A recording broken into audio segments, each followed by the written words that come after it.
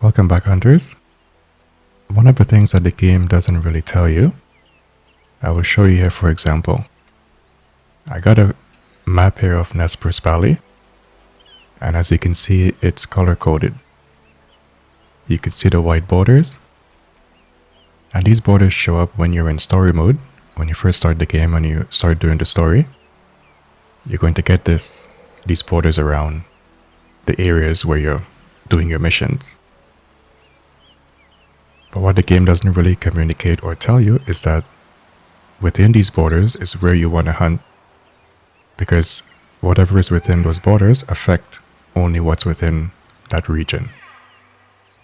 Example, the bottom right of the map, diamond drill down there, which you can see in green, all of those zones correspond with each other, and in that zone only. If you hunt within that area, it only affects that area. So literally, you can literally spend all your time in that area on the map and don't go anywhere else if you don't want to. It is self-contained, and you can sleep, clean up your herds, sleep again, and then you can actually grow your herds if that's what you choose to do. You don't have to be hopping around the map if you don't have time and if it's not your style. This is definitely an option for you if it's a bit overwhelming. Sometimes as you start, you're not really aware of where to go, what to do. Usually you'll be in the middle there where cottonwood is in the orange, and you can literally sit there for days, weeks, as long as you want to, and make your money. Get familiar with the game. Even grow 5-star, all within that little region. So all these little regions are self-contained. They all have all the herds that are within that region. You want to hunt all the herds as much as you can across that region, which helps your genetic pool, which in turn will give you a 5-star if that's what you want. If you're just hunting regularly, you don't care about those things, then that wouldn't really matter to you. But if you want 5 stars, you want to maximize your herds, your efforts. That's basically what it entails. That's how it works. So I'm hearing an elk here. There he is. I've been using this gun, the Springfield, and let me tell you, man, it's awesome. And we're definitely going to be taking a shot on this elk.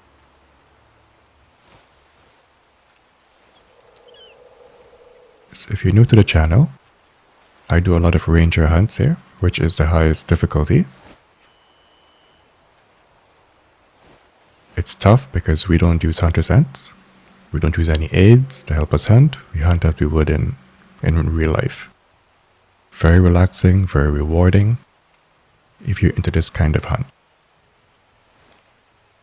It gets very tricky if you want to do herd management on a very heavy level, which is what I do. A lot of tracking, a lot of observing of animals, but it's beautiful. Such a great experience. And that's what I do here on the channel. We hunt as realistic as we can to really reward ourselves. Nice and slow. We're taking in the environment, taking in the animals, the whole experience. So we got this elk. He's about 126 meters.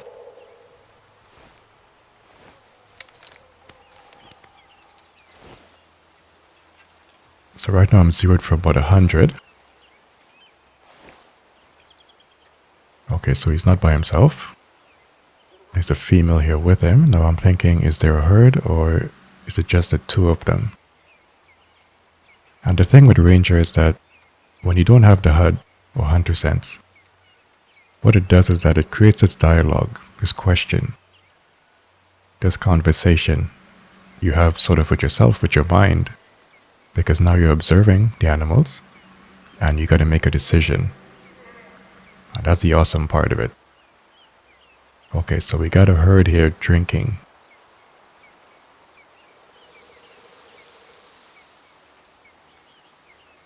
And with this conversation, you're able to really indulge and engage more with your hands than be passive.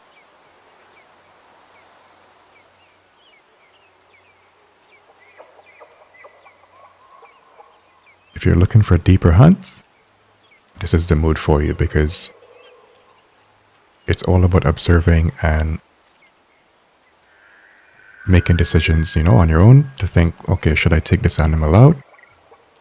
Should I let it grow? And all of that good stuff.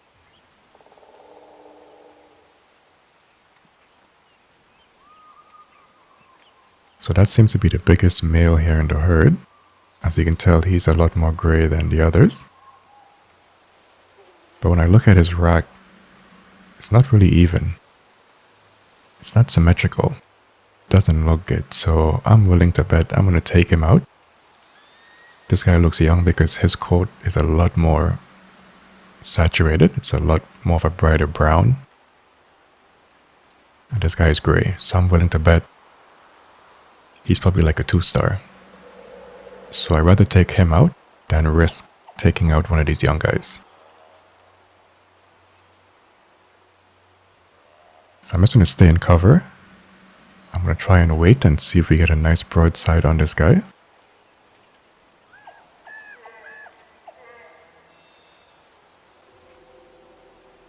It's going to be very tricky, because all these other animals are sort of jumbled up here. They're going to get in the way. So the window to take this guy out can be very, very small.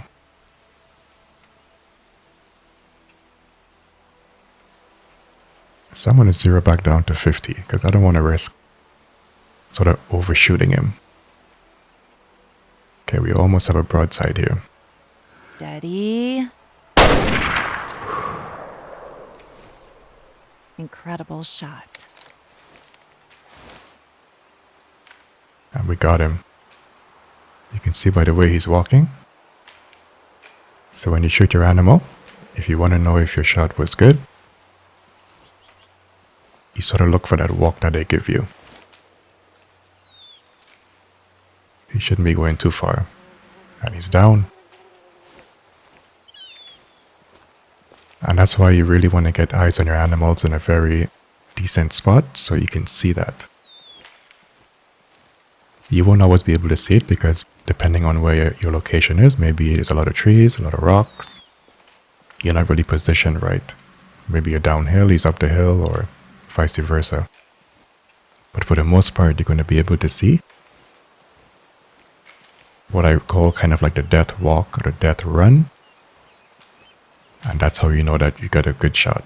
If they run off really fast, there's a high chance that it wasn't a fatal shot. So since they were hanging around here, I would assume this is a need zone for drinking, so we can definitely pick that up while we're here.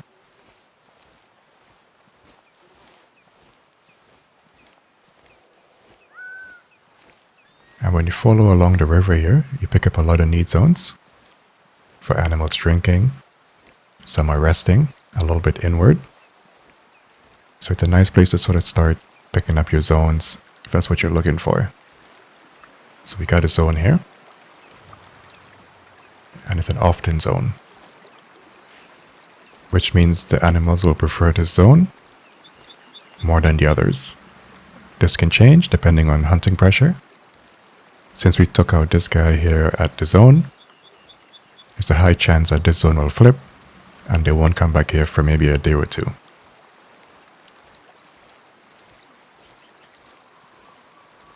Now that can vary because since we only took one guy out, we might get some leverage here and they may come back.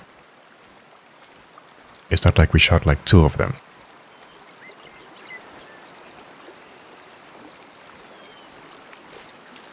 Alright, so I can't wait to see what this guy looks like. Since we don't know the genetics, he looks old. I'm saying a 2-star mature.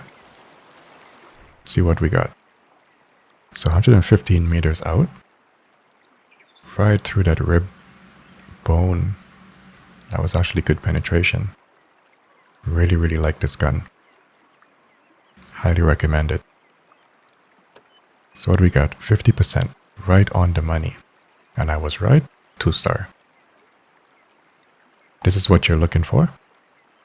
You want to be able to take out animals 50 and below. Anything above, you're cutting into your gene pool, you're weakening your gene pool. But don't be afraid, because it will take a lot of taking down like high genetics or sort of mid-tier to really affect your herd. So don't get too obsessed over it, but you definitely want to keep an eye on that. Beautiful animal, beautiful shot. We'll take it. So I'm going to head up in this direction a little bit more. There could be a chance we might bump into that herd again. If we do, we're going to definitely see what else we can take out.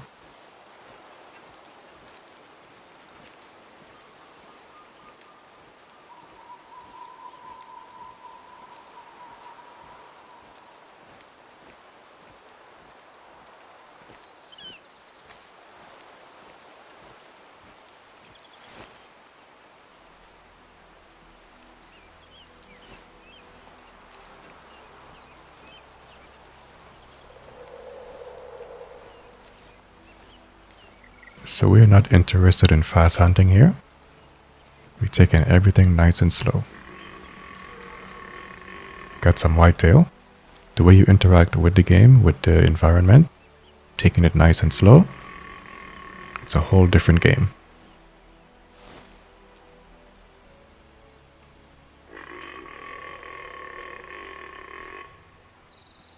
So we got some whitetail. I wonder if they're drinking or they're coming this way. There they are. So they're pretty much just resting here. Bit hard to see what's in the herd since we got some brush.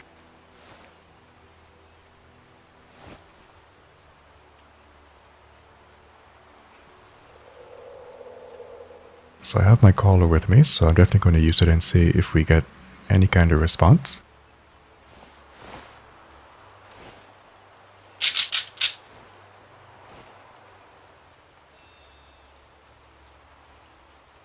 This was a great example of taking your time.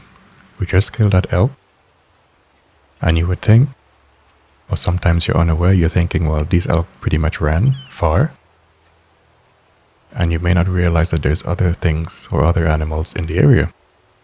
And this is where you spook a lot of animals because you're not taking your time, you're not aware of the surroundings. Always assume animals are just around the corner. Got a nice buck coming in here. So we're zeroed for 50, and I think I'm going to leave it there. And we're going to try a nice frontal on this guy.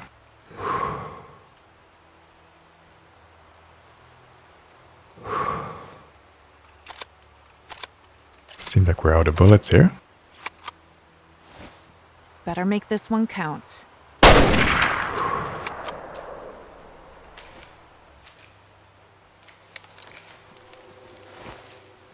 We absolutely smoked him.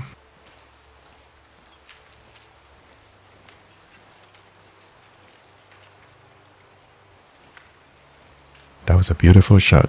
We absolutely smoked him.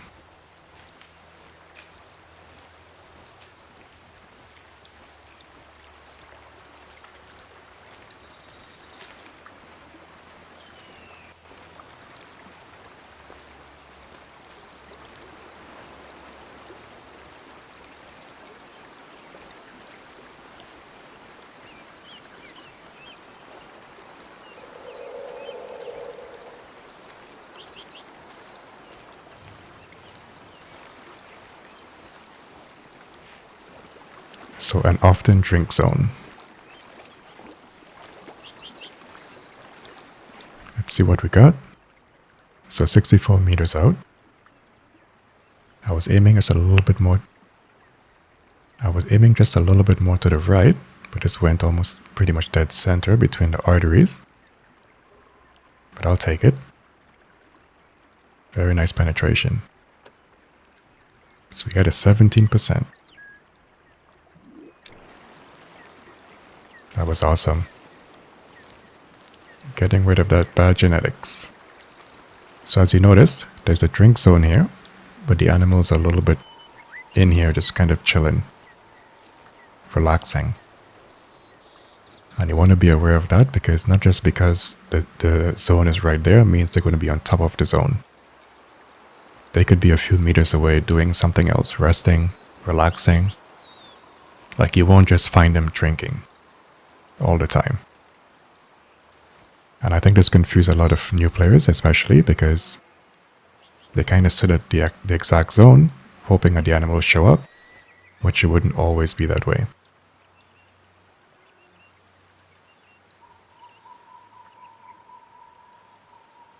Okay, so our wind is good.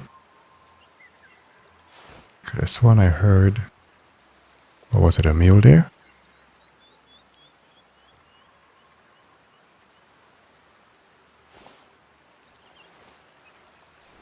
But I can't really tell where it came from.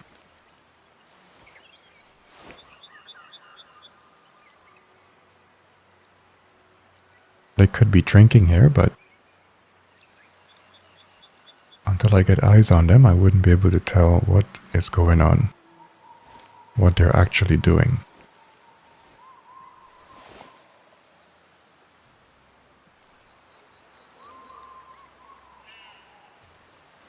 There we go. That's the call I was waiting for. Yeah, so the stream runs all the way. And there they are. Yeah, looks like more whitetail.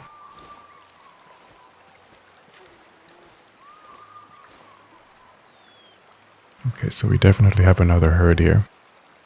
So I could be hearing some muleys over here. We got some whitetail.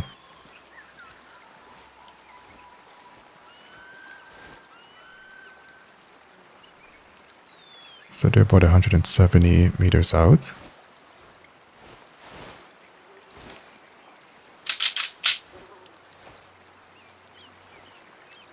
Let's see if we get a response here.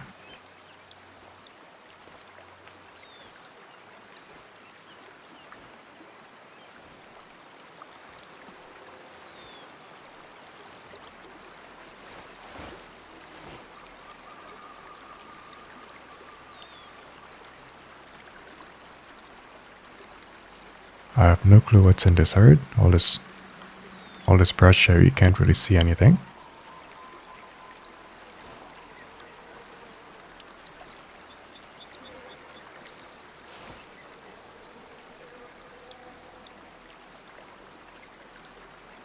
I see some movements over here.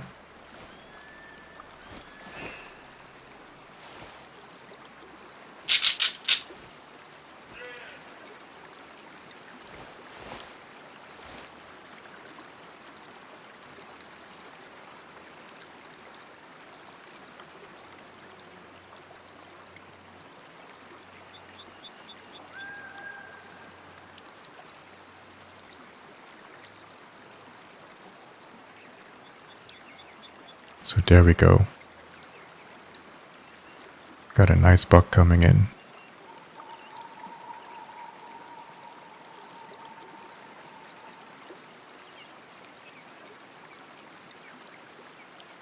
So based on that distance, we may have to call him in maybe twice. Just to kind of get where that log is, or just before it.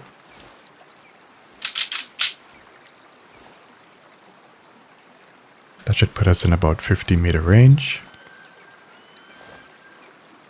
Should be a very safe shot, instead of trying to take him all the way there. So he's slowly coming in.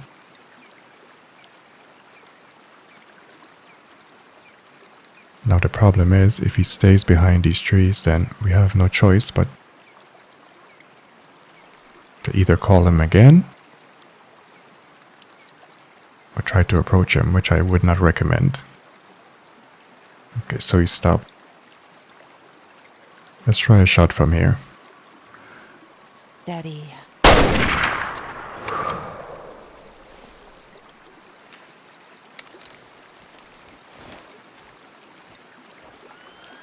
That is amazing. Because those shots are always tricky, you know? Never know what you're going to get.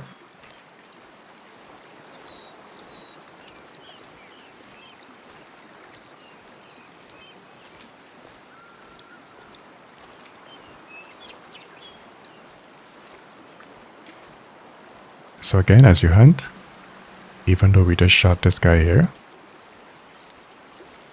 always behave as if there's animals around.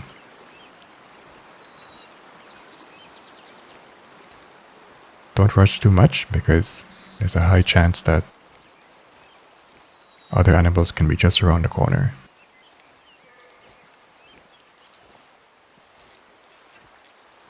Okay, so this was the log that I was using as my gauge.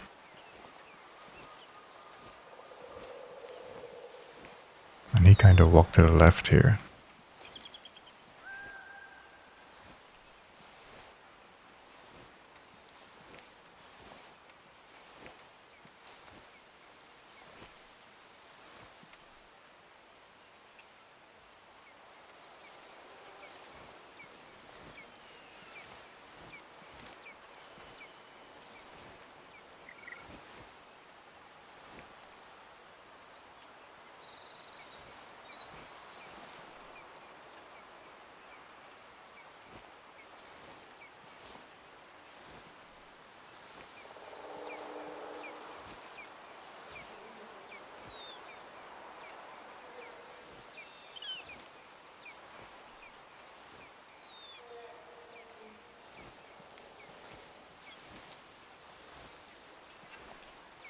I was thinking that he was closer.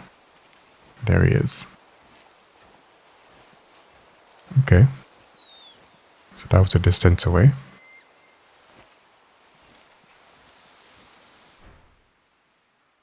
So 112 meters out, we destroyed that heart and left lung. That's a beautiful shot. Perfectly. Right into the heart. Got some arteries. Love it. 25%.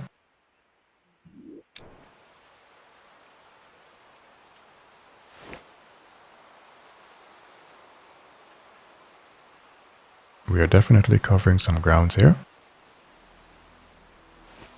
Let's check our map. So I can still make my way up this way. So that's what we're going to do.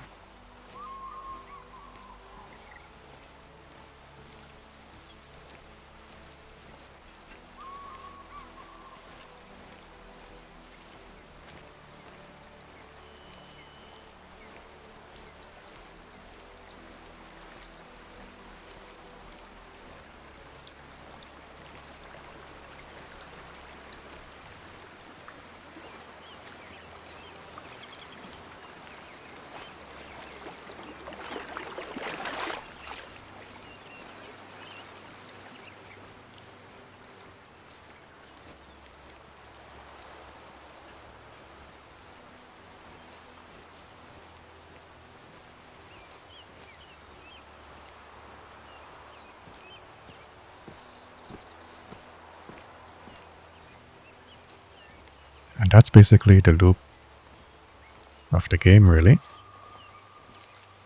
Use your collar. Take out some bad genetics. Don't get too worried about what's in the herd. If you want to track it, you can always come back and get a look. Because not every time you see the herd or you encounter the herd, you will get like a clear view of it, of what's in the herd. Just like what we encountered there, I wasn't able to see the entire herd. But I'm not going to waste the encounter.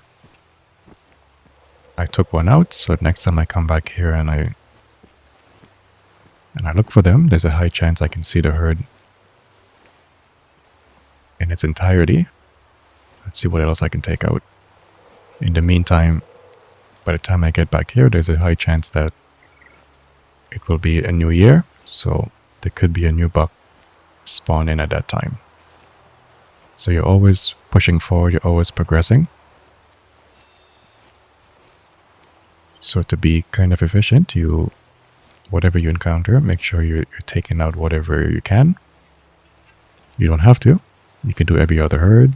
Again, if you want a more relaxed way of playing, you don't really care much about herd management. You can only take out whatever you find viable. If a herd looks good, there's a nice buck. At that moment, you can start calling and cleaning up that herd. If you don't like it, you don't like it, you move on. Very relaxed, nothing is too overwhelming. Just do things at your own pace, make up your own rules.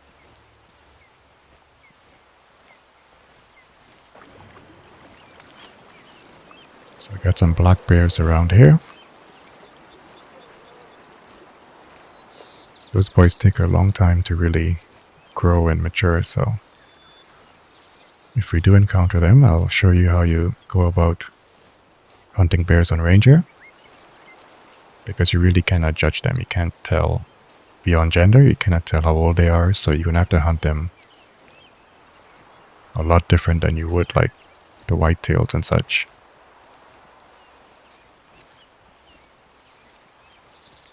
Unfortunately, there is no real difference in some of these models, which in real life is pretty much the case.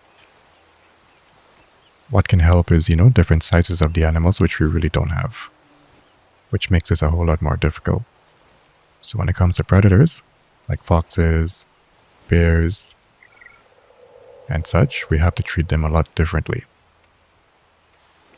We can't really hunt them heavy because we can't really tell on age. So basically we'll just use the collar once or twice, take them out. If they do respond, take them out again, and until we feel sure that when we use the collar, that bear is not responding, then we can leave them and let them live their entirety and sort of hope for the best.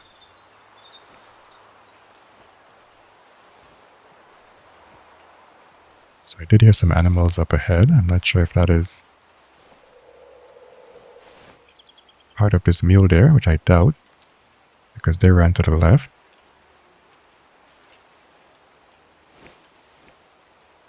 This could be another herd drinking here. There we go. There we go.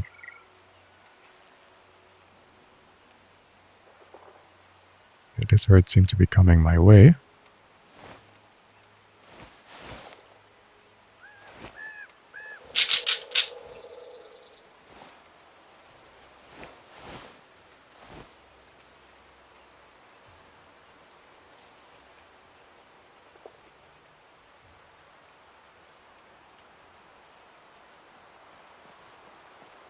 Now we have a scenario here where these guys are pretty much coming to the zone.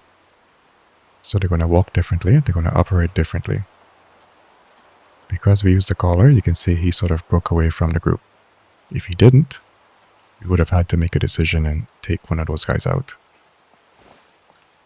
But since he took the bait, we're going to stand our grounds and let him come into us.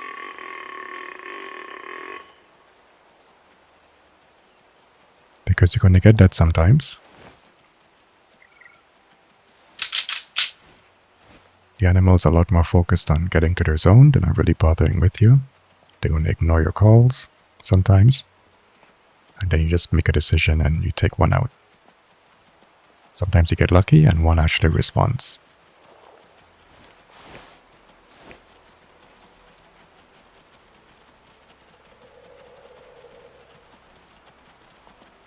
So I'm not sure where that one went.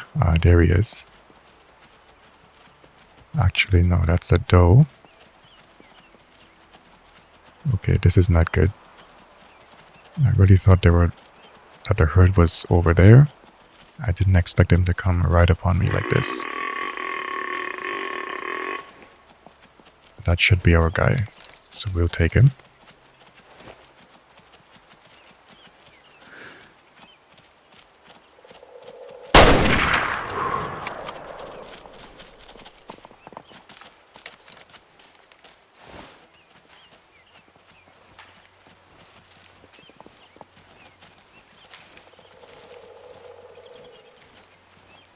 The only reason I took him is because he just stood there. He wasn't alert. I don't think he knew I was there. That's how I sort of differentiated that, okay, he is responding to my call.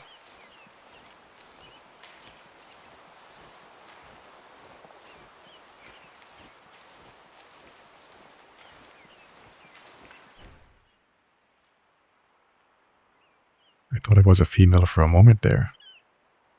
So we absolutely crushed this left lung. Holy cow. Look at the energy on that thing. I don't think I've ever gotten a long shot like that. I completely destroyed it. So that's 49 meters out. 16%. Beautiful.